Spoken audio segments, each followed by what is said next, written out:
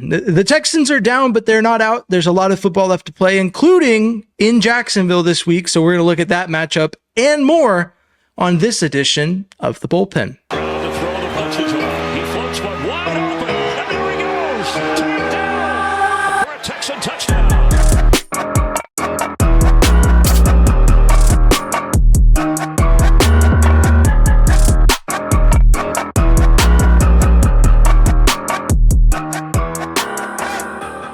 Hello and welcome to this edition of the Bullpen. As always, I am James Roy, and with me is Tom Chavarria. Tom, how are you doing?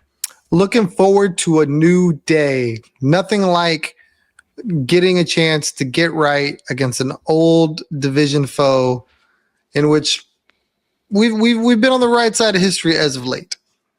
Yeah, I mean, I would say that playing Jacksonville is usually pretty good. Obviously, the last time I saw the Texans play the Jaguars live, it did not go well.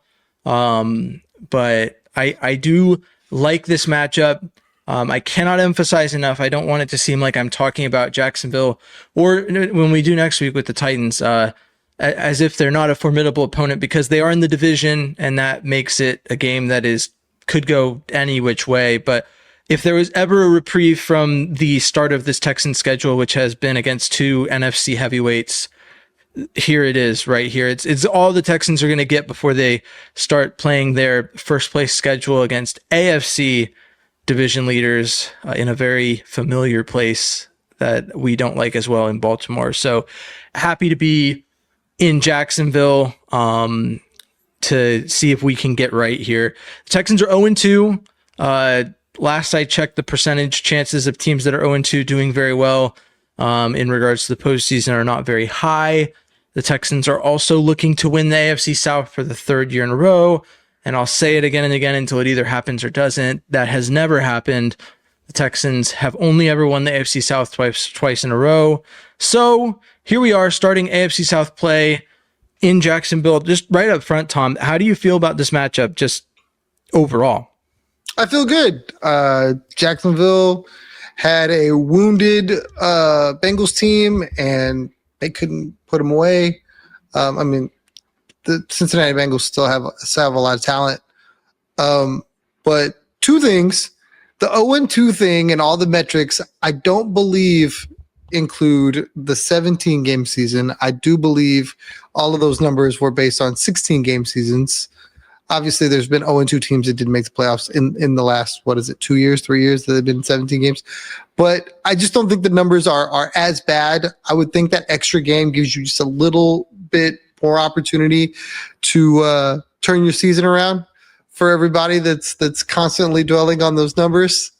Not James, but not James. Me. No, I'm not dwelling on those numbers. I bring them up every episode this season. Yeah. And to the other comment with they've never won 3 times. Well, it's got to happen sometime. Why not now? Why not now? Why not us? So I feel really good about this matchup. I really think, like, you look at what Jacksonville has and what they're trying to do. Obviously, the run game is going to be critical. They've got to figure out. The Texans have to figure out a way to slow down Jacksonville's run game, because I think that's really what bit them in the hindquarters last week against a good team, Tampa Bay. They ran the ball a ton. But if the Texans are going to shadow a wide receiver, I'll be interested to see if it is Brian Thomas Jr., because he's been in the media recently with a hand injury, not really moving around too well. Some fans of Jacksonville said he looked uninterested. So that bodes well for the defense. I don't necessarily see their latest acquisition. I'm struggling with his name. Travis Hunter. Travis Hunter as a threat. I mean, I think he's more of a gimmick. So we'll see if he's a threat on offense. But I love this spot for the Texans. Yeah, I think that the only real name they have in that receiving room that you shadow if you wanted to with your best corner is Brian Thomas Jr., but recent history has not really given a lot of credence to that. If there was ever a game where I would trust DeMeco Ryans should probably just play, Kamari on one half and Stingley on the other half. It's probably this game. I do think that it's interesting to see how Travis Hunter has progressed so far. I think it's interesting to see that they've moved him away from defensive snaps, because I always thought he was a better defender than a receiver, but I think they're leaning into him as a wide receiver. So that's another reason to believe that they don't need to really, put into that. And to speak to the Jaguars offense, so I guess I'll start with this. Trevor Lawrence had an interesting interaction with his offense, or his, I guess, head coach technically, but he, as an offensive-minded head coach, runs the offense. Liam Cohen is looking at him from the sideline. It looks like he's gesturing to put the ball in the wide receiver's chest, very emphatically. And Trevor Lawrence waves him off in the same way that I would wave off someone who is telling me something I already knew and that I didn't want to hear. But what do you make of that? Do you think there's anything to be said about the dynamic between a new offensive mind? I've spoken to it this offseason. I think that bringing in a better offensive mind for the Jaguars would always help them. But do you think that maybe his chemistry with Trevor Lawrence is something that's still in the works, or what do you make of that interaction? I do definitely feel like their chemistry is being tested at the moment, because I think that the head coach has a lot of pressure on him to succeed. I think Jacksonville is in a constant state of, what have you done for me lately? So if he doesn't get it together quick, I don't think they'll hesitate to move on from him. So I think there's a lot of pressure on the coach to try to get the best out of this team right away. And I think it's evident by the way they showed, I don't know if you saw it, his post-game speech, that you normally don't see in a loss, but Jacksonville put it out, where he was talking to his team and basically said, hey guys, this is us. We got to figure it out. We're going to do it together. I'll ride or die for you guys, that sort of thing. Like it was almost like to try to smooth some stuff out. Like, hey, this guy cares. I would never, if I was on Jacksonville's social media team and I saw that video, I would have never cleared it to be posted. One, because I just, post-game speeches in a loss, there's no value added on social media to that. The only thing you're doing is giving other teams and other fan bases that saw you lose ammo to look bad, unless your coach is just a savant at giving post-game speeches, regardless of the conditions under which you ended the game. But I mean, I could see posting a post-game W, but people are looking at the way Cam Little, the kicker, looked at Trevor Lawrence when the coach said that there was issues that needed to be resolved. Only bad things can come from posting that. And so I thought it was interesting that they even posted it. I'm not one to run with narratives of it's probably done.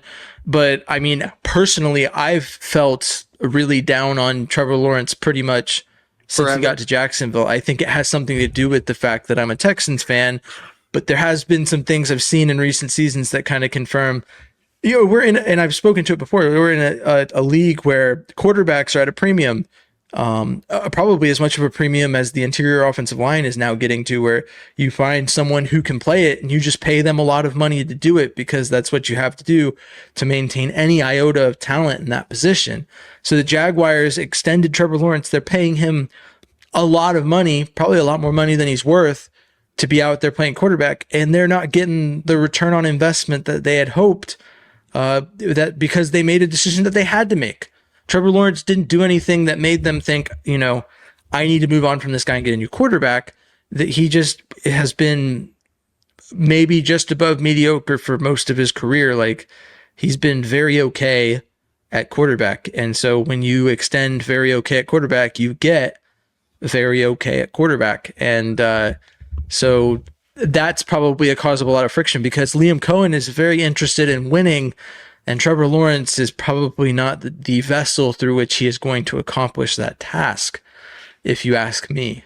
But yeah, so I think that there's something to be said about that and the way that offense is going to function already. I would hope that this defense does not give them the opportunity to figure out that chemistry. But even if it's just a couple of bad drives, like against Tampa Bay, I think this defense still is in a position to hold pretty well. What I look at is how this Jacksonville defense is going to stack up against this Texans offense. Do you think there's any specific like strengths that they have that could exploit what the Texans are, or do you think that maybe it's a defense that'll give the Texans the opportunity to work through their issues? I don't think they're any worse than I don't think they're any better than Tampa Bay, I should say. I feel like they have some pieces, some good pieces to work with. But the Texans should be able to navigate that. I really feel like, what they did with Nico Collins trying to make a concerted effort to get him the football, I think they should continue to do that. I believe that, getting the ball to your best players is never a bad thing. I think that, Woody Marks gives us something that, potentially they lost when Joe Mixon went down to have the threat to be able to run or pass catch out of the backfield. So I would definitely like to see more of that. And then a name that, we were talking about on the post game last time, Jalen Noel. I think what he did as a kick returner, now maybe throw the ball to him a little bit. Let's see if we can get him, on one of those Tank Dell crossing routes and see what happens. I'm interested in that.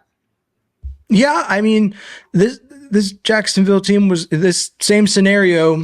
They're the Texans' first season with CJ and Tank Dell. This was where Tank Dell really broke out, and so getting Jalen Noel into a position to play at that level in Jacksonville would be very fitting, given the role that he'd probably fill if he showed up in a way.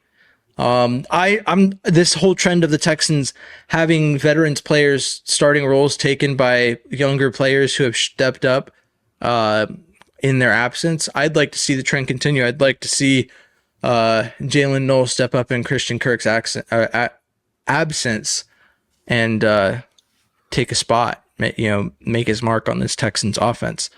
So on that note, I mean, I think that this Texans offense should be able to at least show us some signs of life against this Jaguars defense. Granted, the Jaguars defense has always been one of the better parts of them, so I'm not going to act like they are not good, but I do think that it'll give the Texans probably their best chance at getting right. Let's look at our score predictions.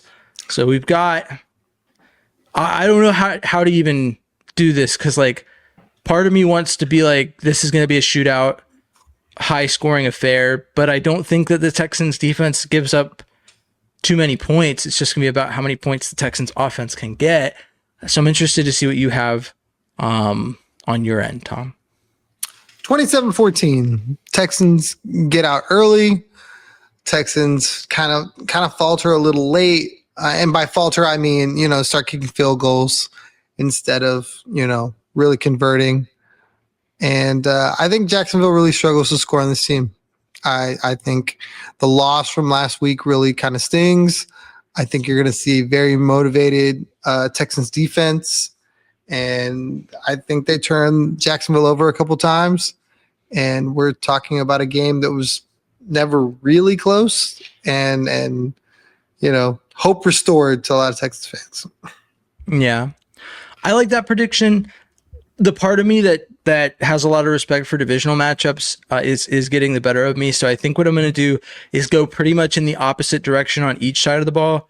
So if I was looking at the Jaguars and they weren't a divisional opponent, I probably would predict like a 28-7 win. But that would still be a little contrary to what the Texans have given me reason to believe they're capable of. So I'm going to keep the score high, but I'm also just I'm going to give the Jaguars a little more credit in a divisional matchup. I'm going to go with a 28-21 victory for the Texans. A little higher scoring than I right now think is possible based off how each team has played thus far. But to get to the storybook ending, I think once again, I feel like it has to play in a way where the defense is what ultimately seals the deal. I think that's how the Texans want to win games. It's the most comfortable I feel. I felt really comfortable going into the last drive against Tampa Bay. I thought that with the defense on the field was the best place to be. And then I remembered that the defense had been on the field for so long, and then it started to show. So looking at it, the Texans will run out really quick. They'll jump up to like 21 points in the first half, put up a touchdown in the third quarter. The Jaguars won't be entirely inept, a touchdown in the first half. They'll answer in the third quarter, so it'll be 14-28. And then in the fourth quarter, the Jaguars at like the 5-minute mark will just have a really impressive drive and put up a touchdown and put the Texans on notice.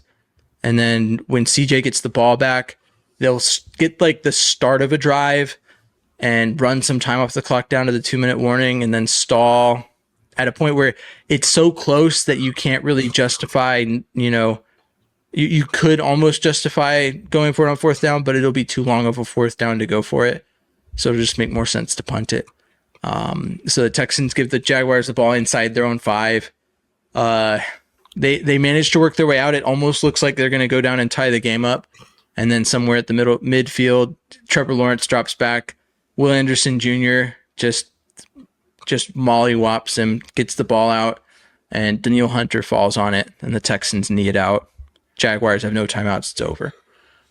That is my storybook ending. And I'll tell you, towards the end of this Texans Bucks game, I was starting to think they might actually play out my predicted score. We were really close to that. Very close. So, but yeah, Didn't you say 21-19? Wasn't it 21-19 Texans? It was. I had 20-14.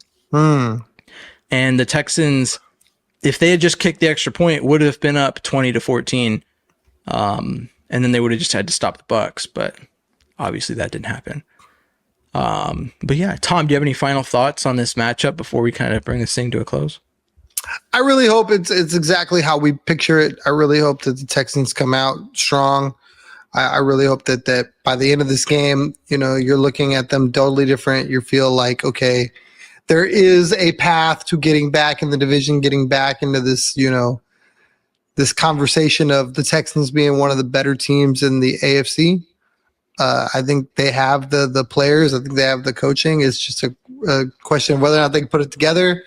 And I know 2 games is not a lot, but at the same time, when they're so precious, everybody panics, after 2 games. So I'm really hoping that this game is something that, gives everybody cause for optimism.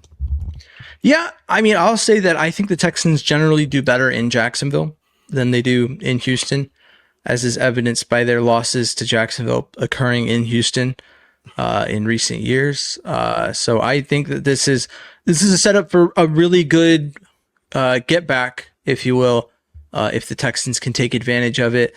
I'd expect to see some progression from Nick Caley in play calling. I think he left something to be desired each week, but he's progressed. I think he's made progress, and I would hope that him, along with CJ, get better in this matchup. That's all I can really ask. So yeah, with that, thanks for tuning in to this edition of the Bullpen. It's been a joy to preview this game, and I can't wait to see what the result is. You can find me at James Roy NFL wherever you get your social media. Tom is at Third Coast Tom on Twitter and TC Tom1 on Instagram. And we together make what is a veteran-owned and run Texans podcast that's probably the #1 podcast in some way, shape, or form. Probably the world, I would reckon. But that's what we're doing until somebody corrects us. We'll say that until told otherwise. And yeah, all right. Thanks for tuning in. As always, stay classy, Houston, and vamos Texans. Thanks for tuning into The Bullpen, a Texans podcast. Please like, comment, subscribe, and follow along for more Texans talk from The Bullpen.